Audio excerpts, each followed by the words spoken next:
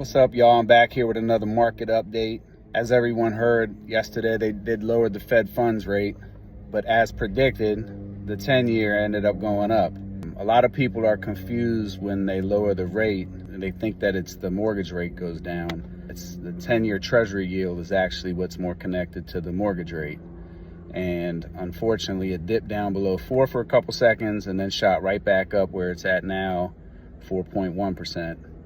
A lot of people are predicting that this is probably the lowest it's going to go for a little bit. We'll have to see what happens when they cut the Fed fund rate again, if they cut it again in October, which they're calling for it, but we don't know. Unfortunately, similar to last year, everybody was screaming for the rates to get cut, thinking that when they cut the rate, which is what the Fed does, that it's going to bring mortgage rates down.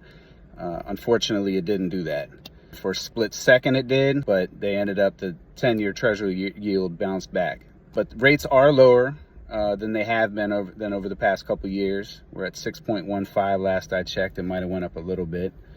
So this is a good time, in my opinion, to jump in. Buyers are still a little bit sluggish hopping in, and there is a good amount of sellers, and properties are still kind of sitting a little longer than they had been over the previous couple years.